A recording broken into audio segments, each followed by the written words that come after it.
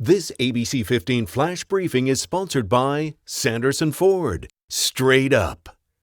Hi, I'm Steve Irvin with your top stories from ABC15 Arizona. Monday's biggest story, Maricopa County Attorney Allister Adel announcing she is resigning on Friday. She's been facing calls to do just that for months, and it follows multiple scandals, investigations, and her public battle with alcohol dependence. The Maricopa County Board of Supervisors unanimously voting to accept Adel's resignation and begin the process for the election of the next county attorney. In the meantime, the Board of Supervisors is going to appoint an interim Republican county attorney. Voters will get to decide who finishes out the final 2 years of Adel's term. If a Democrat wants on the ballot, they'll need to collect 4,300 signatures. Republicans would need to collect about 200 more than that. Experts say the tight deadline will be very difficult to meet and require a lot of spending. Experts say had Adel waited just 15 more days until after the April 4th filing deadline, the board would have likely appointed her replacement through 2024.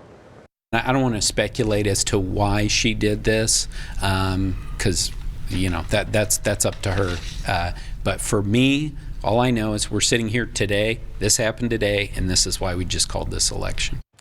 So for now, the race is on for candidates to get out and collect signatures or go the other route and drum up enough support to have voters write in their name. A man is dead, 2 people in custody after a shooting outside the IKEA store in Tempe. Police say a man was shot by his car in the parking lot and later died at the hospital. Maricopa and Gila River police spotted the car in a neighborhood in Maricopa. It's not clear if the victim or suspect knew each other. To Washington, and an historic day on Capitol Hill as Ketanji Brown Jackson began her confirmation hearing. If confirmed, she would become the first black woman on the U.S. Supreme Court. Today, her opening statement. The real test coming tomorrow and Wednesday when lawmakers ask her questions, and then on Thursday, witnesses will testify.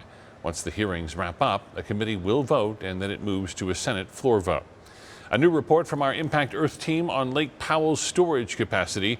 It has been updated for the first time since 1986, and the report confirms Lake Powell has lost 4% of its potential storage capacity since the last update.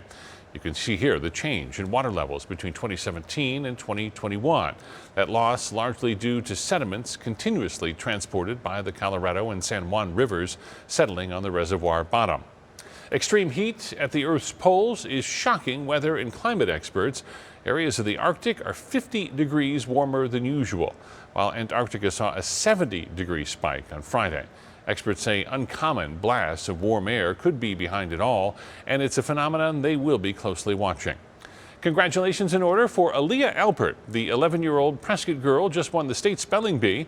We first introduced you to her last week. This is the first time she's won after qualifying 4 previous times, and we just spoke with her a short time ago. Well, before I was definitely very nervous. It started out pretty easy though. The first word I got was modesty, which is not hard. But as the rounds progressed, it definitely got harder. The first round, there were no misses, so that was nice. After 29 rounds, she won with the word foudroyant, which means dazzling. Alpert will now go on to compete in the Scripps National Spelling Bee outside of Washington, D.C. on June 1st and 2nd. She says she plans to practice about 2 or 3 hours a day. Wildlife World Zoo welcoming these black-backed jackal puppies. Right now, the pups are being watched over and cared for around the clock by veterinarians in the baby animal nursery. I'm Chief Meteorologist Amber Sellens with a look at your most accurate forecast and another breezy day tomorrow. Temperatures getting a little bit warmer too, with highs in the 80s tomorrow afternoon. Those winds coming in out of the northeast up to 15 miles per hour with gusts at 25, mainly in the afternoon hours. Let me show you on Futurecast here. We'll start it out at 5 a.m. Tuesday morning. At that point, very breezy, if not a bit windy along the Colorado River Valley. And then as we head to about lunchtime, breezes pick up across northern and eastern Arizona. And then here in the valley, our winds start to pick up in the late afternoon and early evening. So another breezy day here, windier in some spots out to the west. And then as we go into Wednesday, more of those breezes out of the northeast from Phoenix down into Casa Grande and all out to the southwest. So a couple more of these breezy days to go. Then high pressure takes over and really warms things up. That warm up is going to take us into the 90s for the first time this year, and we could tie the record on Friday with a high of 93. For the latest headlines, weather, and traffic, head to abc15.com or download the free ABC15 mobile app. This ABC 15 Flash Briefing is sponsored by Sanderson Ford. Straight up.